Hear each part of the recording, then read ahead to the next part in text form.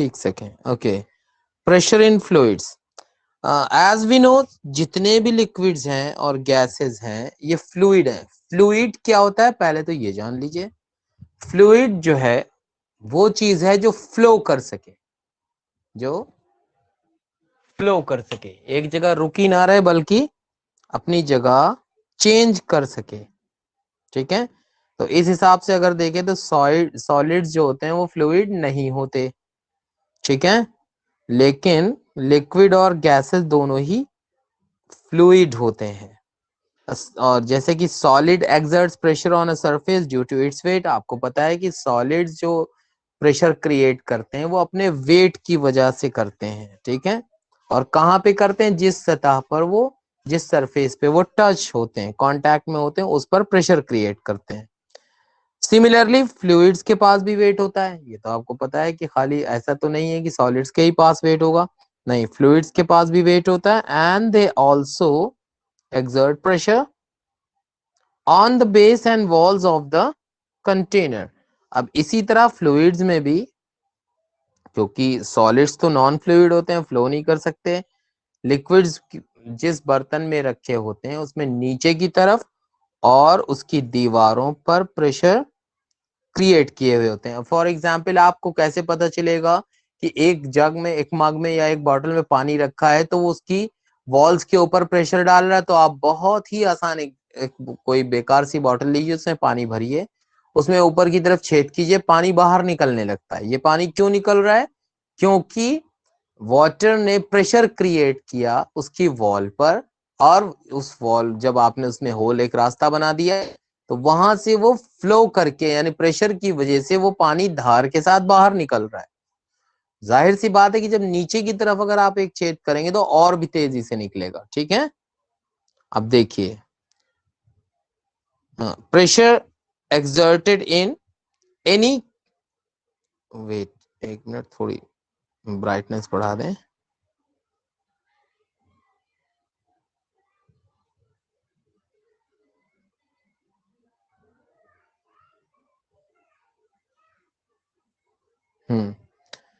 तो प्रेशर उसकी वॉल्स पर एक्सर्ट होता है। Pressure exerted in any confined mass of fluid is transmitted undiminished in all directions. हाँ, एक बात और भी है, एक चीज ये भी याद रखिए, जब आप ये पानी की बोतल का करेंगे तो चाहे ऊपर होल करें या नीचे होल करें, उस होल से जो प्रेशर क्रिएट हो रहा है उस होल में, वो पूरे के पूरे बॉटल में सेम होगा। ठीक है, any confined mass of fluid transmitted, और ये जो प्रेशर है हर तरफ से बराबरी, इक्वली बाहर। अब आप ये कहेंगे कि जो नीचे की तरफ धार अगर करेंगे तो लंबा जाएगा, ऊपर की तरफ धार करेंगे तो ऐसा नहीं। एक्चुअली क्या है कि हाइट जब चेंज होगी तो आप प्रेशर को हाइट के साथ, यानी pressure equals to thrust upon area होता है, तो अब उसके साथ आप कैलकुलेट करेंगे तो आपको मैथमेटिकली सब तरफ इक्वल प्रेशर ही एक्सर्ट किया हुआ मिलेगा। ठीक है, तो इसका मतलब ये कि फ्लूइड भी अपने वेट की वजह से प्रेशर डालते हैं, किस पर? जिस कंटेनर में वो रखे हैं उसकी दीवारों पर और नीचे की तरफ। ठीक है, ओके। अब ये लिक्विड्स की बात हो गई, जो भी चीजें फ्लूइडिटी जिनमें होती है उनमें ऐसा होता है, और जाहिर सी बात है उसमें भी ग्रेविटी का रोल होता है। जैसे कि हमारे उसमें अभी हमने पढ़ा था कि जब पहले वाला में, कि सॉलिड्स जो है प्रेशर एक्सर्ट करते हैं जिस सरफेस पे वो कांटेक्ट में होते हैं, नीचे की तरफ जहां भी कांटेक्ट में है। ठीक है, तो वहां पे उसकी वजह क्या है? ग्रेविटी, अर्थ की ग्रेविटी की वजह से। ठीक उसी तरह से फ्लूइड्स में भी वही कॉन्सेप्ट इस्तेमाल होता है। अब आइए पढ़ते हैं buoyancy. Buoyancy, have you ever had a swim in a pool और फेल्ट लाइटर? आप कभी किसी तालाब में नहाने जाइए, तैरने जाइए, ठीक है, तो आपको हल्का फील होगा, अपना वजन हल्का फील होगा। क्या आप किसी वेल से पानी निकालिए, कुएं से पानी खींच के निकालिए, तो आपको ये पता चलेगा कि जब bucket of water is heavier when it is out of the water, जब पानी के बाहर होती है बाल्टी, जब वहां से उठाएंगे तो मतलब पानी के बाहर भारी होती है, जब पानी में पहुंच जाती है तो हल्की फील होती है। ठीक है, अब कभी कभी आप ये भी इस बारे में भी सोचिए कि क्यों ऐसा होता है कि शिप जो आयरन से बना हुआ है, आयरन और स्टील से, वो सी वाटर में डूबता नहीं, लेकिन जबकि उसको उतने ही अमाउंट या जितने आयरन से पूरा शिप बना है वो ले लीजिए और स्टील ले लीजिए, सब उतना ही अमाउंट जो है अगर आप इसके शीट की फॉर्म में डालेंगे वो सिंक हो जाएगा।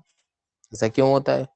ये सब क्वेश्चन का आंसर हम तब निकाल समझ पाएंगे जब हम क्या चीज कंसिडरेशन में, क्या चीज को अपने जहन में रखेंगे, बायोंसी को जब जहन में रखेंगे तब हम समझ पाएंगे। चलिए इसको कोशिश करते हैं समझने की। एक एम्प्टी प्लास्टिक बॉटल ले लीजिए, उसके माउथ को बंद कर दीजिए, ठीक है, एयर टाइट स्टॉपर से। Put it in a bucket fill of with water. अब बॉटल की, पानी की बॉटल ले करके पानी से भरी बाल्टी में डुबाइए। क्या होता है आप महसूस क्या करते हैं वो नोट कर लीजिए। आप देखेंगे कि बॉटल फ्लोट करने लगी, यानी ऊपर तैरने लगती है, ठीक है।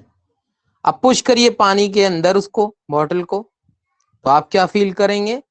आपको ये लगेगा कि नीचे से उसको ऊपर उछाल रहा है कोई चीज, ठीक है। फिर उसके बाद और कोशिश करिए, जैसे ही आप नीचे की तरफ जाते जाएंगे उतना ही मुश्किल होता जाएगा बॉटल को सीधा रखना, ठीक है। इससे क्या पता चलता है कि वाटर भी कोई फोर्स एक्सर्ट कर रहा है, यानी वाटर यानी पानी भी कोई ताकत लगा रहा है बॉटल में ऊपर की तरफ। तो ये जो अपवर्ड फोर्स है जो पानी एक्सर्ट करता है, वो जब आप नीचे धक्का देते हैं बॉटल को तो बढ़ता चला जाएगा। और कब तक ये फोर्स काम करेगा? जब तक पूरी बॉटल पानी में आप डुबा नहीं देते किसी तरह जबरदस्ती। डुबाए रखने में आपको ज्यादा ताकत का इस्तेमाल करना पड़ेगा। आप बॉटल को छोड़ दीजिए, क्या होगा? फट से वो पानी के ऊपरी सतह पर फिर चला आएगा, सरफेस पे। इसका क्या मतलब है? Does the force due to the gravitational attraction of the earth act on this bottle? तो इसका मतलब ये आप सोचने की बात है कि क्या जो ग्रेविटी है अर्थ की, ग्रेविटेशनल फोर्स है, वो इस बॉटल पे काम किया? इफ सो, अगर किया तो फिर बॉटल जो है वो पानी के अंदर क्यों नहीं रुकी रही जैसे ही उसको छोड़ा आपने? इसका मतलब ये है कि अर्थ की ग्रेविटी इस पर काम नहीं करी, है ना। अब चलिए, तो फिर आप कैसे पानी के अंदर डुबाएंगे बॉटल को? चलिए आगे देखते हैं। फोर्स जो ग्रेविटेशनल अट्रैक्शन है अर्थ का, वो एक्ट करता है बॉटल पर नीचे की तरफ, बॉटल के नीचे की तरफ, नीचे की तरफ से अपनी तरफ खींच रहा है। तो बॉटल क्या हो रही है? बॉटल पुल डाउनवर्ड। जाहिर सी बात है कि बॉटल फिर नीचे की तरफ जाएगी, ठीक है। लेकिन पानी भी उसी वक्त ऊपर की तरफ ताकत लगा रहा है, ठीक है। वाटर जो है अपवर्ड फोर्स एक्सर्ट कर रहा है, यानी अपवर्ड फोर्स लगा रहा है। That is why the bottle is pushed upwards. और एंड यू नो, ये जो पानी की ताकत है अपवर्ड की तरफ, ऊपर की तरफ जो लग रही है, वो ग्रेविटेशनल फोर्स से ज्यादा है। इस वजह से वो पानी को, बॉटल को अपने अंदर नहीं घुसने दे रहा, बॉटल को ऊपर रख रहा है। इसका मतलब क्या है कि वेट जो है, इसका मतलब ये है, हाँ, we have learned that weight of an object is the force due to gravitational attraction of the earth। अभी हमने पहले अभी जल्दी ही पढ़ा था पिछले टॉपिक में कि जो वेट होता है किसी भी ऑब्जेक्ट का, वो क्या होता है? Force due to gravitational attraction of the earth. Force जो होता है वो अर्थ की ग्रेविटी के की वजह से होता है, या उसके अट्रैक्शन की वजह से होता है, ठीक है। When the bottle is immersed, the upward force exerted by the water on the bottle is greater than its weight। अब चक्कर क्या है कि जब बॉटल को आप पानी में डुबा रहे होते हैं तो जो फोर्स लग रहा है पानी की तरफ से ऊपर की तरफ, वो उसके वजन से ज्यादा है। इस वजह से वो जैसे ही छूटती है, आप छोड़ देंगे उसको तो ऊपर की तरफ आएगा वो, ठीक है। To keep the bottle completely immersed, the upward force on the bottle due to water must be balanced। अब पूरी तरह पानी में इमर्स रखने के लिए, डुबाए रखने के लिए क्या करना पड़ेगा? जो बॉटल का वेट है ना, और जो अपवर्ड फोर्स है बॉटल का, और जो पानी नीचे से ऊपर की तरफ ताकत लगा रहा है, इसको और बॉटल के वेट को बैलेंस होना पड़ेगा, तब ये पानी में डूबी रह सकती है। नीचे नहीं जाएगी लेकिन पानी की ऊपरी सतह से डूबी रह सकती है। ये कैसे करते हैं? ये काम कैसे करेंगे? ये अचीव किया जाता है externally applied force acting downward. तो हम बाहर से कुछ ताकत लगाते हैं जब आप पानी के अंदर बॉटल को रखने की कोशिश कर रहे होते हैं, इसका मतलब आपने एडिशनल फोर्स लगाया उसको अंदर ढकेलने में, तब जाकर के वो पानी में डूबी रह पा रही है।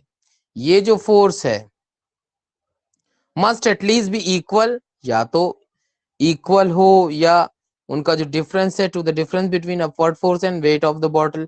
ये जो फोर्स आपको लगाना पड़ रहा है ये क्या होना चाहिए? जो अपवर्ड फोर्स पानी लगा रहा है उसको सब्ट्रैक्ट करें बॉटल के वेट से, उसके कम से कम बराबर होना चाहिए, तब इमर्स होगा।